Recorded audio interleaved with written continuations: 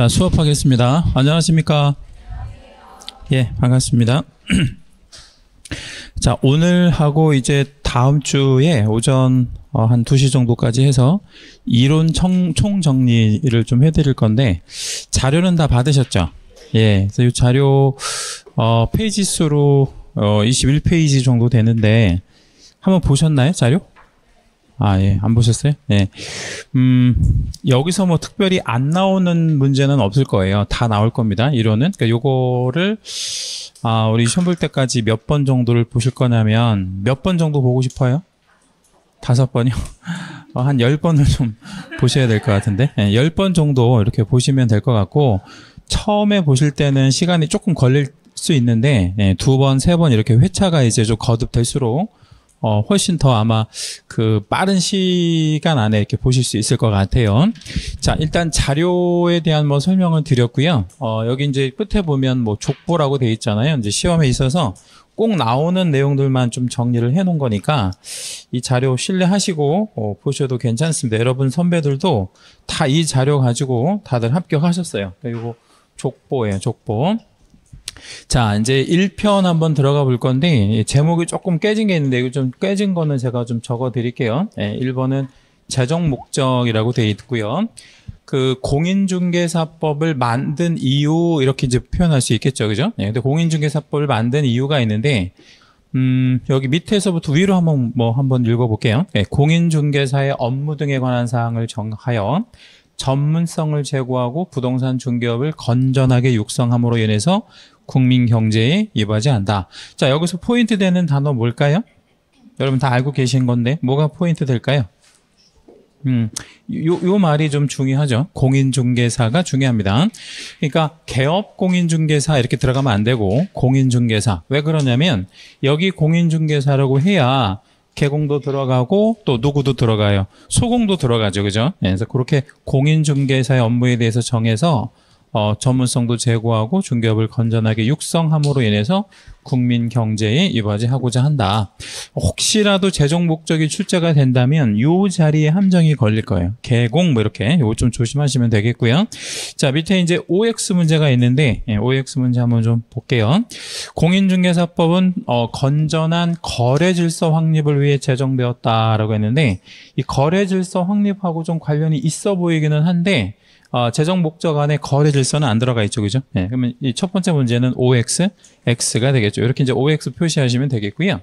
여기서 거래 질서 확립이라고 하는 표현이 나오기도 하는데 이 거래 질서는 무슨 법상의 재정 목적이냐면 부동산 거래 신고법 있잖아요. 그죠? 네, 부동산 거래 신고법 재정 목적이에요. 알고 계시고요.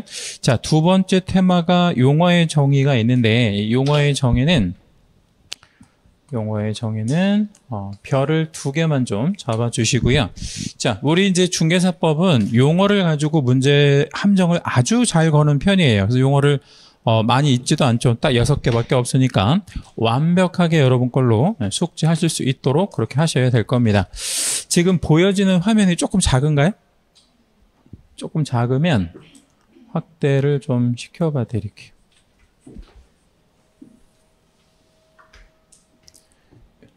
너무 큰가요? 괜찮아요? 네, 그럼 이렇게 할게요. 자, 1번 중개는 중개 대상물에 대하여 거래 당사자 간의 매매 교환 임대차 그 밖의 권리의 득실 변경에 관한. 자, 채색 한 번만 잡을게요. 우리 중개라는 용어에서 가장 중요한 포인트는 뭡니까?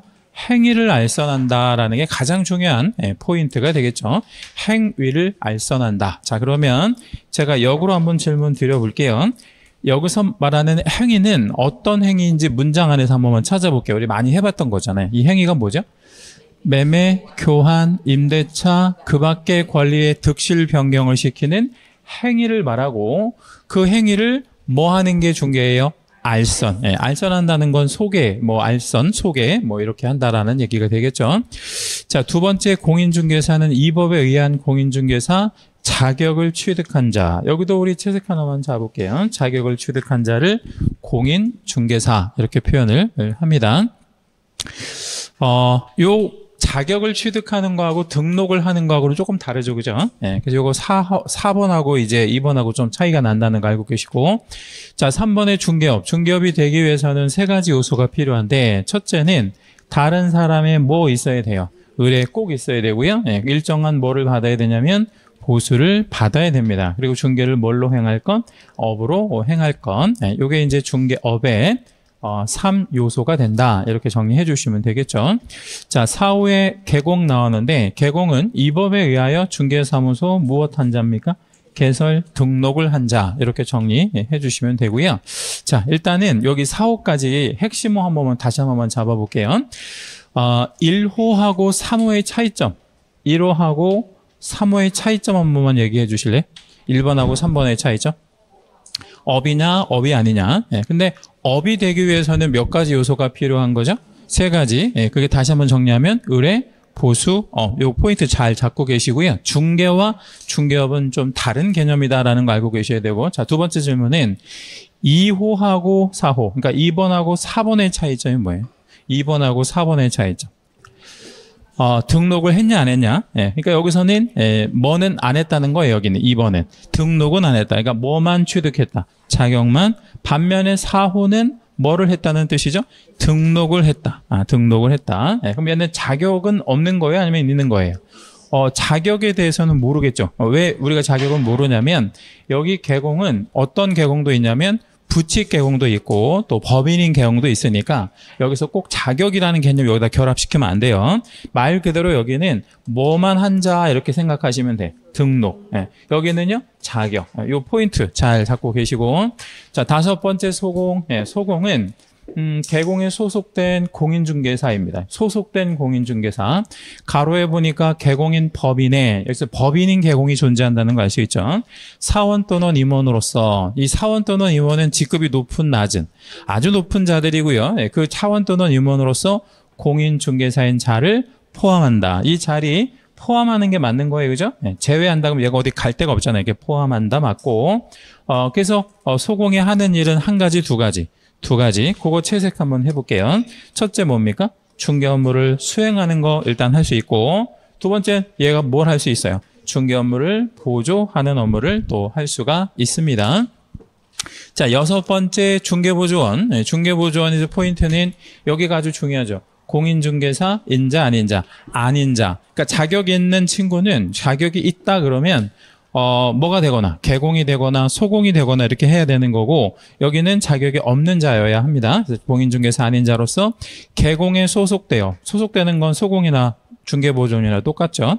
중개대상물에 대한 현장 안내 및 일반 서무 등 개공의 중개업무와 관련한 무슨 업무를 보조하는 자, 단순한 업무를 보조하는 자죠. 그럼 중개보조원의 업무는 개수로 따지면 몇 개? 한 개. 중개보조원은 뭐만 보조하는 거죠? 단순한 업무만 보조하는 겁니다. 자, 그러면 마지막으로 5번하고 6번의 차이점 한번 답변하실래요? 5번, 6번 차이점. 자격의 유무 차이 나요? 여기는 자격이 있고 여기는 자격이 없고, 또 여기는 중개 업무를 수행할 수 있고 여기는 반대로 중개 업무를 수행할 수 없는 그런 어떤 차이점이 있죠. 자, 밑에 이제 가로 넣기랑 OX 문제 한번 좀 내려가 볼게요. 자, 첫 번째 문제는 중개 행위의 대상은 뭐냐 이렇게 이제 물어보고 있거든요. 중개 행위의 대상은, 그러니까 이 중개가 아까 간단히 정리하면 뭐를 뭐 하는 것이다라고 정의했었죠. 행위를 알선하는 거. 그러면 그 행위가 바로 무슨 행위가 되는 거냐면 법률 행위가 되는 겁니다. 행위는 법률 행위가 되는 거예요. 근데 여기 법률 행위이다. 그 다음에 그 뭐라고 나와 있어요? 중개 행위의 성격은 중개 행위의 성격 뭐 이렇게 물어보죠. 성격은 무슨 행위냐면 얘는 사실행위입니다. 다시 말씀드리면 중개행위의 타겟이 되는 것은 법률행위고, 법률행위라는 건 계약을 말하는 거고, 그 중개행위 자체의 성격을 물어보면 무슨 행위고요? 사실행위고. 요거는 우리 판례 지문이라서 출제 잘 되는 거니까 별 하나만 좀 해주시겠습니다. 요거 그 법률행위하고 사실행위하고 위치 바꾸는 거 조심하셔야 돼. 중개행위 목적, 타겟이 되는 거는 법률행위고, 중개행위 자체의 성격은 사실행위다. 이렇게 정리하시면 되고, 자, 두 번째. 중개대상 권리에는 저당권 등 담보물권도, 우리가 이제 꼭 소유권에만 개입하라는 법은 없잖아요. 그러면 저당권이랑 뭐 이런 담보물권에도 개입할 수 있어요, 없어요? 있죠, 당연히. 유치권도 우리 양도하는 과정, 이전하는 과정에는 개입할 수 있듯이. 자, 세 번째. 중개를 업으로 한다라는 것은, 무슨 성이 있어야 돼요? 계속성이 있어야 되고요. 네, 계속성이 있어야 되고, 반복성도 있어야 됩니다.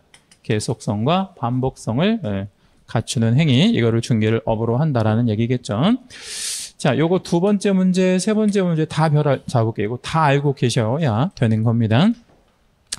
자, 지시중개라는 말 혹시 들어보셨나요? 처음 들어보셨나요? 들어보셨어야 되는데, 지시중개가 뭐냐면, 일본 말로 보도중개라고 얘기를 하기도 해요. 보도. 그러니까 어디에 가면 어떤 물건이 있다라고 이렇게 전시만 해주는 거, 전시중개라고 표현하기도 하는데, 그러니까 물건을 이렇게 진열해 놓기만 하는 방식을 얘기하는 거거든요. 그래서 지시중개의 반대말은 참여중개라고 얘기합니다. 참여중개. 예전에 우리 이제 기본 강의할 때 한번 말씀드렸던 건데, 참여중개라고 하는 건 또 뭔 얘기냐?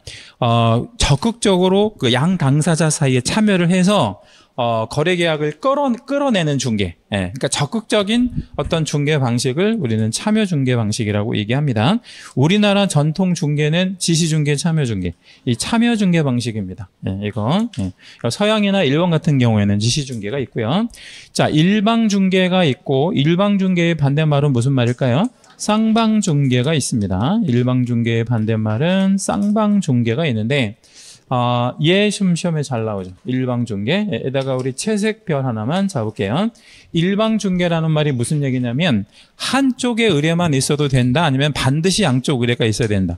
한쪽 의뢰만 있어도 되는 거, 이걸 일방중개. 쌍방중개는 양쪽 모두의 의뢰가 있어야 된다라는 것을 이제 쌍방중개라고 얘기하는데, 하여튼 일방중개도 중개고 쌍방중개도 뭐 물론 상관은 없지만 일방중개가 좀 시험에는 잘 출제가 됩니다. 자, 세 번째 중개대상물이죠. 중개대상물.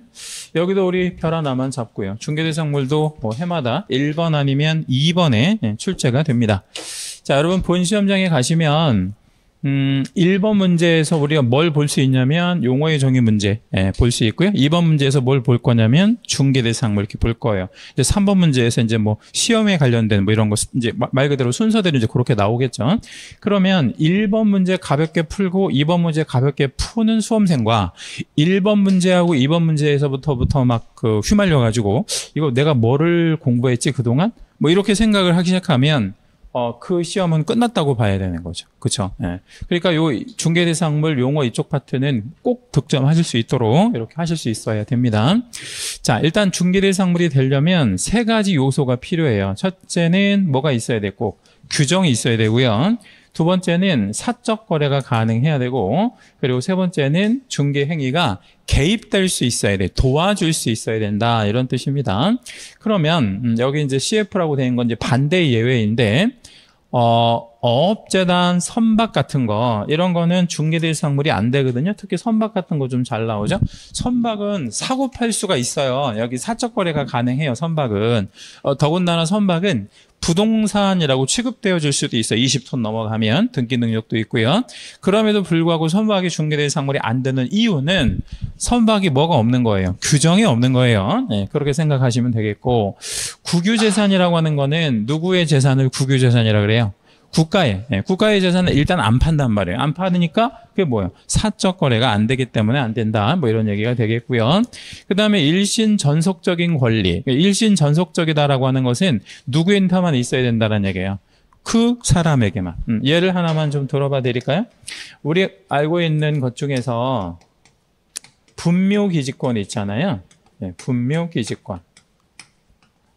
분묘를 막 양도하나요? 분묘?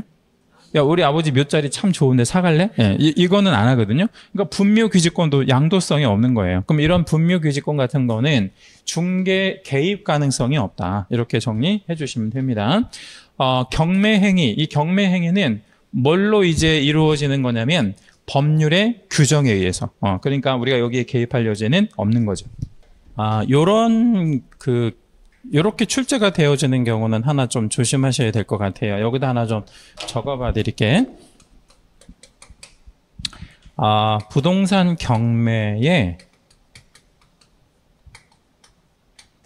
경매 절차라고 할게요. 우리가 개입할 수 있냐? 개입할 수 있어요? 아니면 개입 못해요? 개입 못해요. 네. 왜 개입을 못하냐면 이 경매 절차는 뭐에 의해서? 법률의 규정에 의해서 이루어지는 거니까. 그런데 전혀 다른 형태의 출제가 가능한 게 뭐냐면 잘 나오는 거 경매 중인, 그죠? 경매 중인 뭐 하나 준단 말이에요. 뭐 예를 들면 경매 중인 상가, 뭐 경매 중인 주택, 경매 중인 토지 이렇게 나오면 얘는 중개 대상물이다 아니면 아니다. 얘는 이다라는 거죠. 그러면 뒤에하고 앞의 차이는 뭐냐면 여기는 뭐에 대해서 OX를 찾아라 이런 문제예요. 요거 뒤에 거부터 답변할게요. 여기에서는 지금 OX를 뭐를 가지고 판단한 거예요?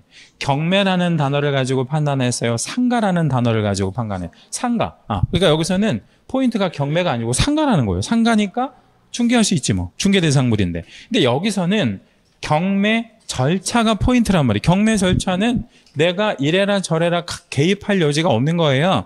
법에 의해서 다 만들어진 절차, 민사집행법에서. 그러니까 우리가 여기에 개입할 여지는 전혀 없는 거죠. 예를 들자면 기간을 좀 연기해 주세요. 설사 우리가 그거를 연기 신청할 수 있다 하더라도 그거는 중개 행위가 아닌 거잖아요. 그죠? 여기에는 개입할 여지가 전혀 없는 거다. 이렇게 정리해 주시면 돼요. 요거는 별도 하나만 잡을게요. 그러니까 경매에서 개입이 안 된다는 것은 그 물건에 대한 개입을 물어보는 게 아니라 절차. 근데 물건을 물어볼 때는 개입할 여지가 있구나. 이렇게 생각하시면 돼요. 자, 그 정도 보고요. 자, 이제 구분 한번 가볼게요. 법률상, 중개대상물은 법률에서 정하는 게 있고요. 또 시행령으로 정하는 게 있어, 대통령으로. 법률로 정하는 거 3개를 한번 같이 한번 읽어볼게요. 같이 한번 소리내서 읽어보겠습니다. 시작. 토지, 건축물, 그 밖의 정착물. 그죠? 토지, 건축물, 그 밖의 정착물. 요거를 법률로 정하는 중개대상물이라고 합니다. 법률로 정하는 중개대상물. 근데 알고 계시다시피 토지 안에는 수없이 많은 종류의 토지가 있을 거 아니에요. 근데 그걸 다 우리가 알 수가 없으니까 왼쪽으로 좀 대비해보면 왼쪽은 중개대상물이 되는 건 오른쪽은 안 되는 거 있는데 안 되는 것만 한번 좀 제가 읽어드릴 텐데 안 되는 이유 한 번만 답변해 주세요. 국 공유 재산 중에서 국은 나라 거, 공유는 지자체 거. 국 공유 재산 중에서 행정 재산은 왜 안 돼요? 근데 여기 보면 일반 재산은 또 된다고 돼 있잖아. 그죠? 그러면 행정 재산과 일반 재산의 차이는 뭐냐면 얘는 안 파는 거. 그러니까 무슨 얘기냐면 용도가 있는 거 없는 거. 있는 거. 지금 쓰고 있는 거. 대통령 우리 실 이렇게 우리 요즘엔 청와대라고 안 하잖아요. 대통령실이라든가 경복궁, 서울시청 청사, 고양시청 청사 이런 거는 행정재산이라 안 파는 거고. 그러면 여기서 말하는 일반 재산은 용도가 있는 거 없는 거. 없는 거. 용도 폐기된 거. 구청사. 지금 없어진 거. 이건 팔아도 돼 안 돼? 돼요. 이건 팔아도 되는 거. 그렇게 정리해 주시면 되겠고요. 자, 두 번째. 바닷가 간석지 같은 거. 미등록지는 보실 거 없고. 바닷가 간석지. 얘네는 왜 안 돼요? 이거는 제가 알기로 학개론에서도 배우고 공시법에서는 당연히 배우는 걸로 알고 있거든요. 이거 왜 안 돼요? 토지가 아니에요, 정답. 토지가 아니에요. 왜 토지가 아니냐면 바닷물이 들어오잖아, 얘네들은. 그러니까 뭐가 아닌 걸로. 토지가 아닌 걸로. 비토지. 비토지. 토지 아닌 걸로 보는 거예요. 토지 아닌 걸로 본다. 그 다음, 1필 1부의 단위를 물어보고 있는데, 1필 1부의 임대차는 또 되거든요. 근데 1부의 매매, 교환, 저당권 이런 거는 안 된단 말이에요. 왜 안 되냐면, 얘네들은 매매, 교환, 저당권은 반드시 소유권 범위와 일치해야 돼. 소유권 범위와 일치. 그러니까 전부를 거래할 때만 매매, 교환, 저당권 등기시킬 수 있는 것이죠. 그 다음에 대토권 있는데 얘 좀 시험에 좀 잘 나오죠. 대토권은 증서, 종이 한 장이라고 생각하시면 돼요. 대토권은 종이 한 장이구나. 얘는 그러니까 뭐는 아닌 걸로 답변하시면 될까요? 토지 아닌 걸로. 그러니까 증서, 종이 이렇게 생각하시면 되겠고, 건축물에서는 미등기, 무허가, 불법 건축물 이런 거 뭐 안 따집니다. 근데 여기서는 좀 요거 좀 알고 계셔야죠. 입주권 중에서 중개대상물이 되는 거는 재건축 입주권, 재개발 입주권 이런 건 좋대요. 그런데 여기 보면 입주권 중에서 안 되는 게 하나가 있어요. 여기다는 채색 하나만 좀 잡아주시는데, 입주권이라고 주고 입주자로 왼쪽은 선정된 지위고 오른쪽은 선정될 수 있는 지위 이렇게 나가면 얘는 중개대상물 될 수 없어요. 이런 거 특별히 조심하셔야 되고요. 뭐 입주권이나 당첨권이나 당첨만 된 거고 아직 입주자로 확정되어진 선정된 권리가 아닌 뭐 이런 것들을 생각하시면 되겠죠. 그 다음에 명인 방법을 갖춘 20개 집단 이런 거 명인 방법을 갖춘. 그 다음에 이제 오른쪽에 보면 부합물, 종물, 뭐 아니면 분리 해체가 용이한 세차장 이런 것 좀 시험에 좀 잘 나오죠. 자, 질문. 세차장이 모두 중개대상물이 안 된다는 뜻인가요? 아니면 분리 해체가 용이해서 안 된다는 거예요? 분리 해체가 용이해서. 세차장이 안 될 일이 없죠. 당연히 세차장도 되겠지. 근데 앞에 표현 분리 해체가 용이하다. 그럼 이건 비정착으로 본다. 뭐 이런 얘기 되겠죠. 자, 요거 위에 있는 내용을 가지고 OX 한번 해볼게요. 중개대상물은 법률로만 정한다 이랬는데 법률로만 정하는 것은 아닙니다. 그럼 뭘로도 정하냐면 시행령, 대통령령이라고 하죠. 시행령으로도 정해요. 오른쪽에서 다시 볼게요. 그 다음에 두 번째는 사적 소유인 하천은, 자 일단은 달랑 한번 좀 끊어볼게요. 질문 하나 드릴게요. 하천을 사적으로 소유할 수 있나요? 그럼요. 하천의 국유제는 없어졌어요. 그러니까 하천은 그냥 토지니까 개인적으로 소유할 수 있는데 모든 사적 거래가 가능하고 달랑 한번 끊고 여기까지는 맞는데 요 부분이 틀렸습니다. 자, 왜 틀렸냐면 하천이라고 하는 건 용도가 있잖아요. 그러니까 물이 흘러다녀야 되잖아요. 거기다가 뭐 하는 건 안 되겠어요. 하천에다가 집을 짓거나 나무를 심거나 이렇게 하면 안 된단 말이에요. 그러니까 모든 사적 거래가 안 된다. 사적 거래가 가능하고 이랬는데 여기서 안 되는 거 이제 예를 들자면 뭐 용익권을 설정하는 용익적 거래 이런 것들은 다 불가합니다. 그러니까 뭐 지상권 잡는다, 임대차 한다 안 되는 거예요. 그런 건.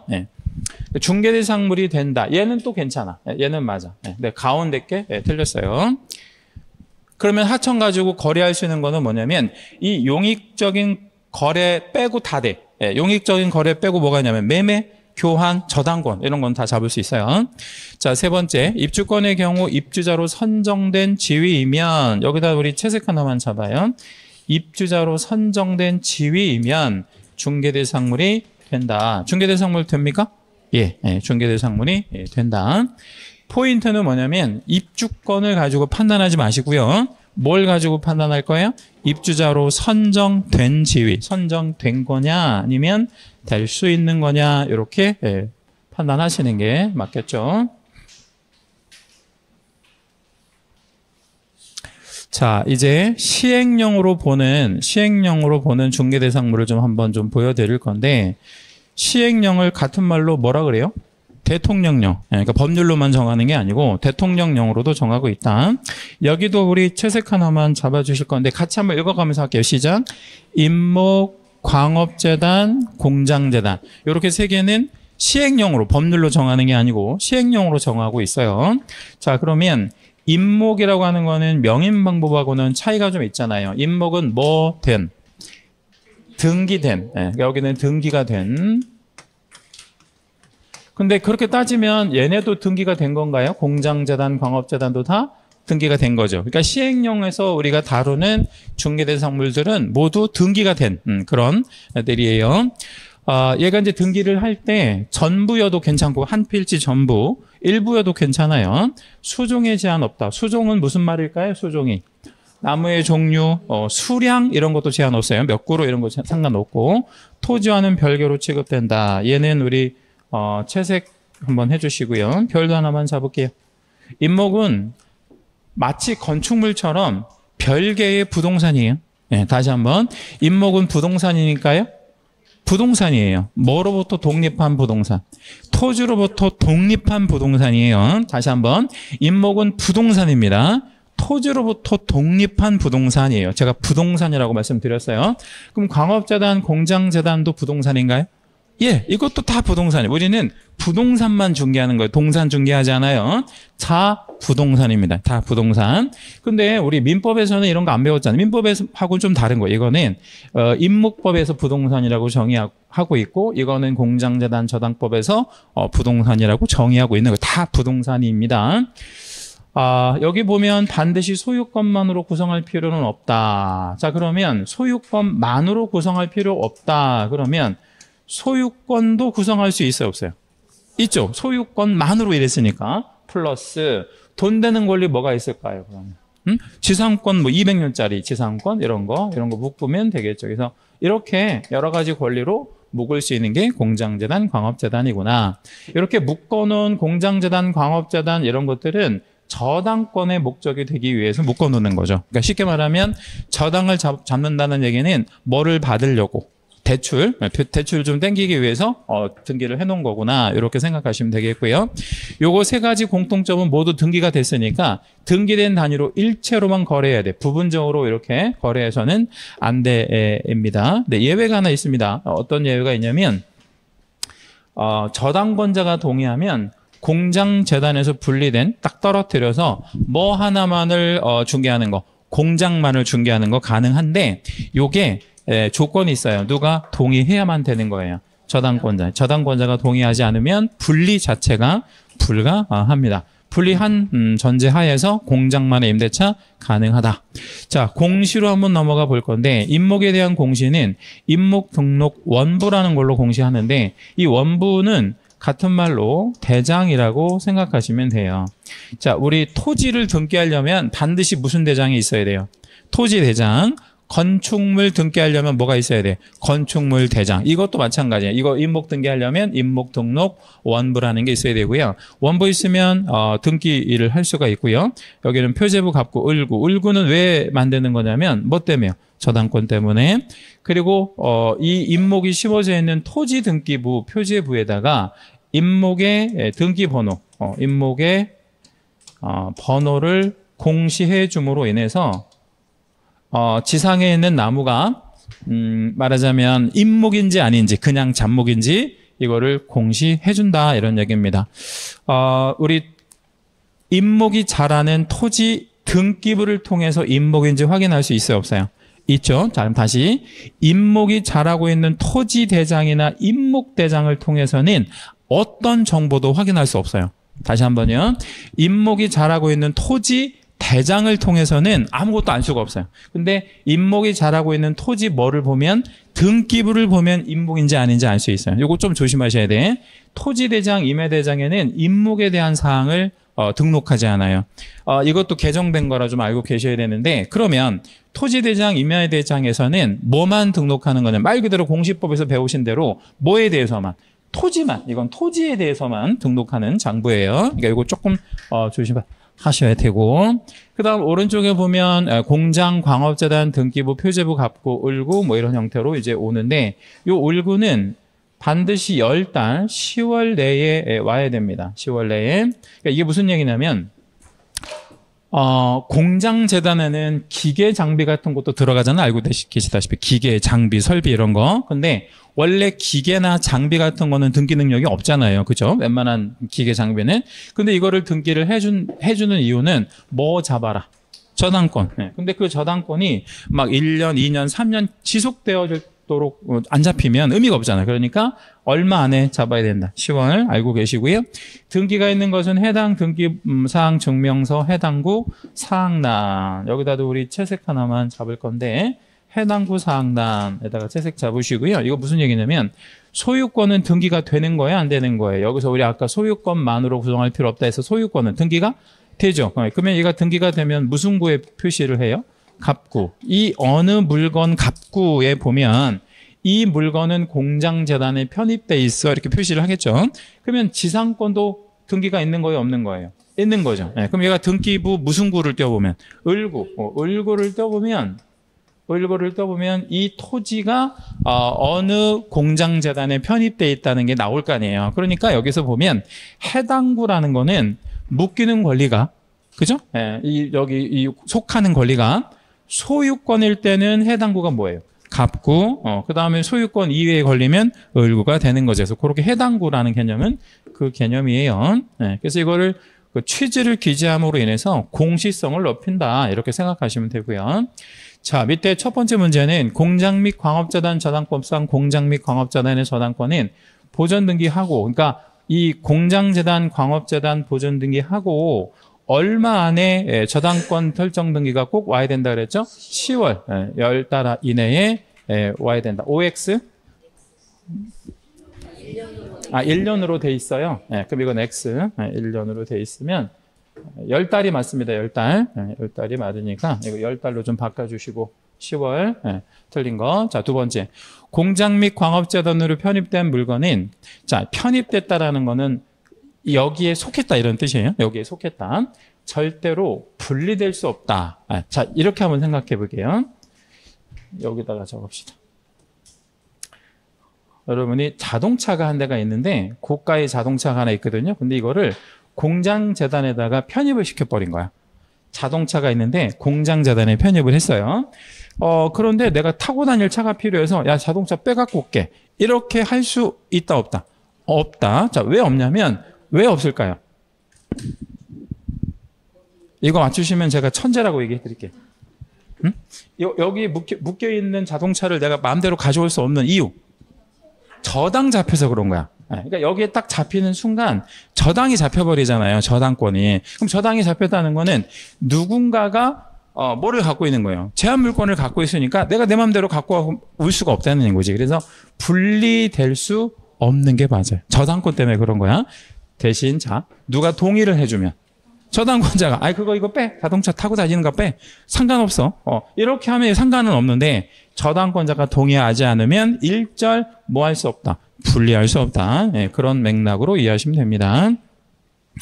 자, 4번에 보면 중개대상의 권리 이렇게 이제 나와 있는데 여기까지가 이제 중개대상물 이렇게 생각하시면 되고요. 자, 이 권리는 득실 변경이 되어지는데 이 득실 변경의 원인에 크게 두 가지가 있어요. 하나는 법률 규정에 의해서 득실 변경이 되기도 하고요.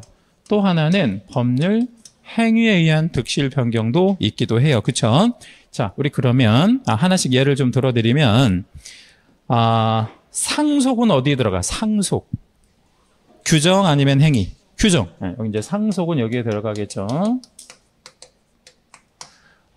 매매 계약은요? 행위. 매매는 여기에 들어가죠. 자, 우리 그러면 중개는 이 중 어디에 개입하는 거예요? 중개는 이 중 어디에 개입하는 거예요? 행위에. 그러니까 우리는 행위를 알선하는 거니까 행위를 알선한다 그랬잖아요. 그죠? 여기에 개입하는 거죠. 그럼 달리 말하면 어디에는 개입을 못 한다는 얘기네. 규정. 법률의 규정에 의해서 뭐 이루어지는 거는 안 돼요. 소유권은 뭐 매매를 통해서 다 개입할 수 있고요. 점유권은 득실 변경 전 과정에 개입을 못 하는데 예를 들자면 점유권 설정 계약, 점유권 이전 계약 이런 말은 안 쓴다는 거예요. 본권이 아니기 때문에. 그러면 점유권은 어떻게 그럼 이전이 안 되냐? 이전 되죠. 근데 어떻게 이전이 되는 거냐면 뭐 하나 잠깐 보여드리면 이 물건 하나의 물건이 있잖아요. 리모컨. 이 물건을 제가 상대방에게 넘기면 뭐가 넘어가는 거예요? 점유권이 이런 사실행위만으로 득실이 이루어지는 것이지 계약은 없다. 이거 제게 아니기 때문에 본권이 아니라서 저당권, 담보가등기 다 계약이 존재하잖아요. 그럼 한번 붙여볼까요? 이거 조금 어려운 걸로 해볼게요. 담보가등기 설정 계약 존재한가요? 예. 담보가등기가 만들어졌는데 담보가등기 양도 양수 계약 가능하죠. 그러니까 양도할 수 있잖아요. 양도성이 있으니까. 유치권은 우리 별 하나만 잡아주시고 출제 좀 잘 되죠. 유치권은 말 그대로 법률의 규정에 의해서 득실 변경이 되는 권리이기 때문에 우리 성립하는 과정에는 개입이 안 돼요. 근데 만들어진 유치권을 뭐 할 때? 양도, 이전할 때 우리가 개입할 수 있다. 당연한 거고요. 질권은 어디에는 오지 않는다. 부동산에는 오지 않는다. 네, 그럼 동산이나 질권에만 오기 때문에 우리는 동산 중개 아니면 부동산 중개. 우리는 부동산 중개잖아요. 동산 중개가 아니니까 무조건 X 제끼셔야 되고요. 전세권은 어떤 계약이 존재하기 때문에 우리가 개입할 여지가 있는데 우리 민법 303조에 보면 농지에 대한 전세권은 설정할 수 없다. 이렇게 우리 민법에 규정하고 있죠. 이건 민법 규정이에요, 그냥. 일종의 그 농지법상의 무슨 원칙 때문에 농지에 대한 전세권을 못 잡게 하는 거죠? 경자유전의 원칙 때문에 못 잡게 하는 거죠. 참고로 알고 계시고. 지상권, 지역권 다 개입할 여지 있고요. 자, 요역지와 분리한 지역권의 양도 불가. 요역지하고 지역권은 붙어 다녀야 되는 성질이 있죠, 그죠? 세자로? 부종성이라고 합니다. 여러분 자신 있게 답변하셔야 돼. 이제 여러분은 한 달 반 있다가 공인중개사가 되실 분들이기 때문에 이제 모르는 게 없는 거예요. 모르는 게 없는 거예요.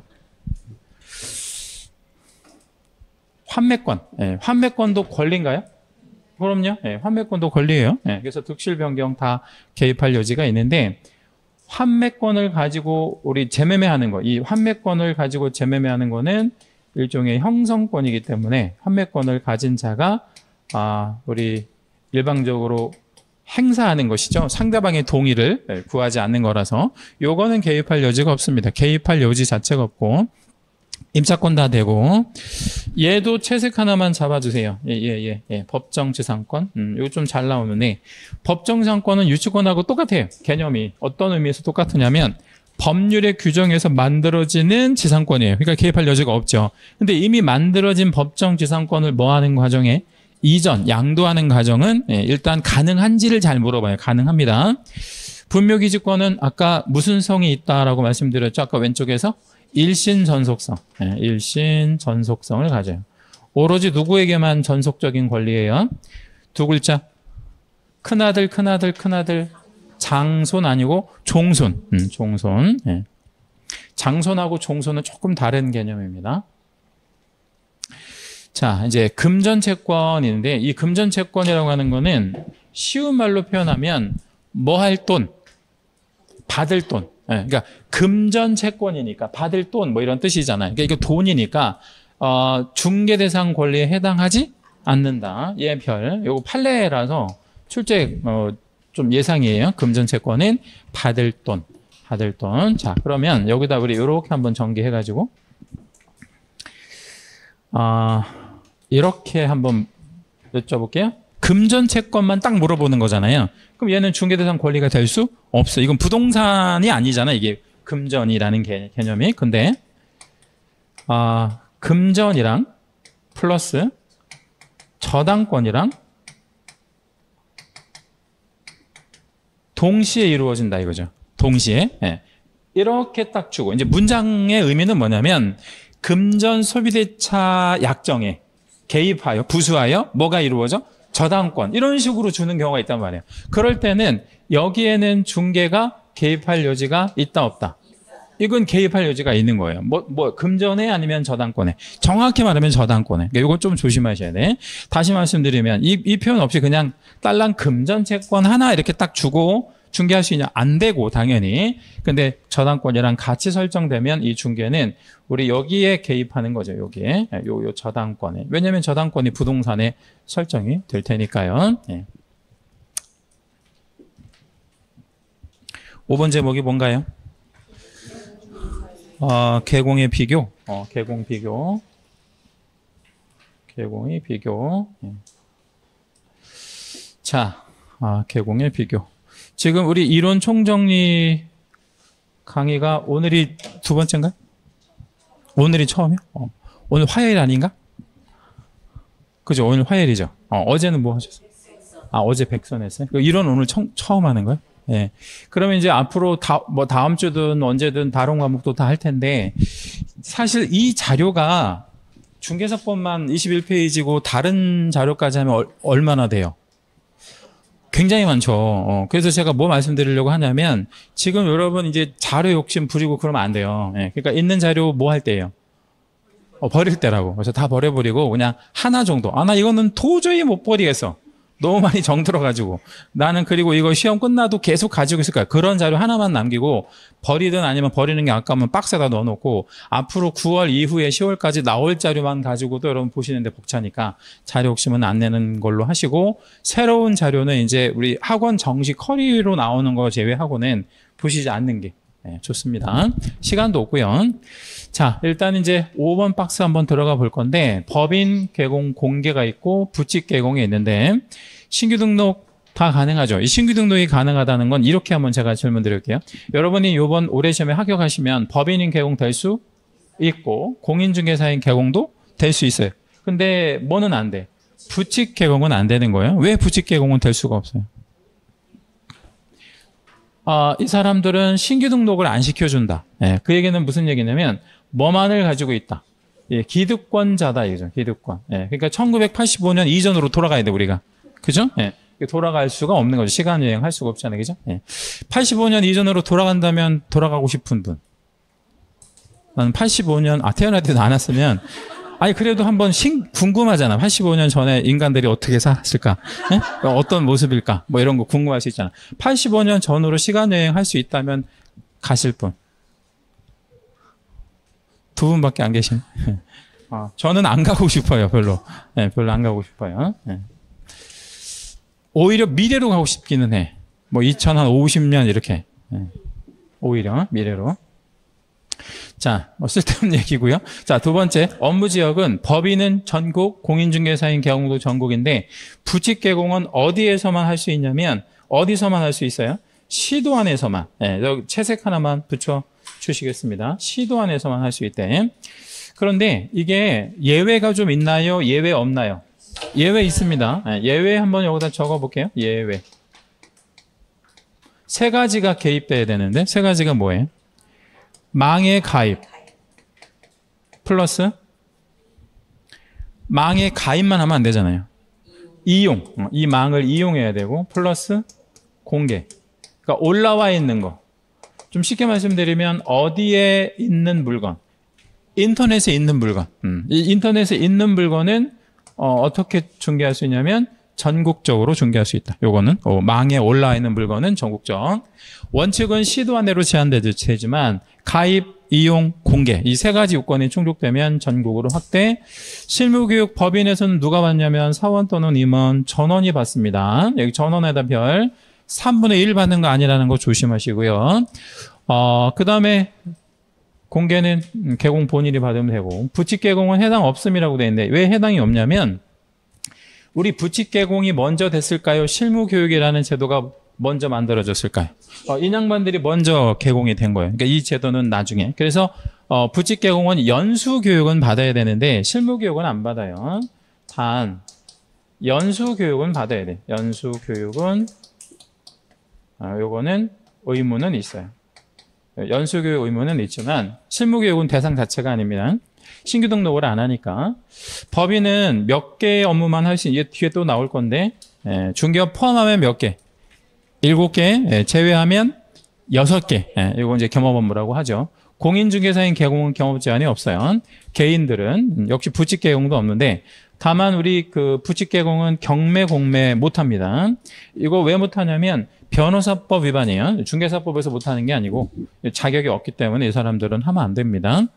분사무소는 누구만 설치 가능하냐면 법인만. 여기다는 우리 채색 별 하나만 잡을게요. 개인들은 분사무소를 설치할 수 없고 개인들이 분사무소를 설치하게 되면 뭐에 해당이 됩니까?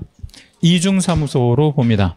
자, 등록인장은 왼쪽 법인은 법인인장을 등록하고 공개는 실명인장을 등록을 하죠. 실명이 나타나 있는 인장을 등록합니다.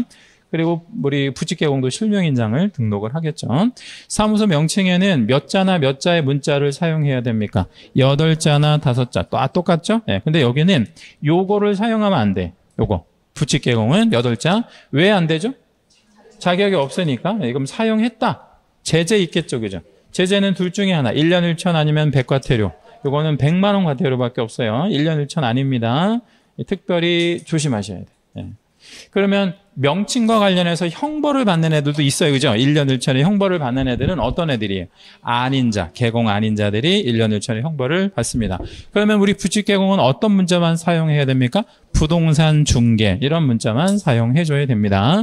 업무보증 설정은 우리 공인중개사인 개공, 우리 올해 완전 개정된 거라서 이건 무조건 나온다라고 보셔야 돼요. 무조건 나온다. 가로넣기로 나오든 뭐 어떻게 나오든 무조건 나오겠죠. 이거는 예상. 법인은 얼마 이상 설정? 4억. 개인들은 2억입니다. 분사무소 하나마다 얼마 이상? 2억 이상. 자, 밑에 문제. 공인중개사법상 개공의 종별에 따른 중개 대상 물건에서는 차이나 차등 이런 것들. 그러니까 뭐 법인은 그 토지 중개할 수 있고 개인들은 토지를 중개하지 마 이런 규정들을 둘 수 없다. OX, O 이런 거 절대 두어서도 안 되고 실제로 두고 있지도 않습니다. 네, 그럼 물건에 대한 차이나 차별 이런 거는 있다 아니면 없다. 없다 이렇게 정리해 주시면 됩니다.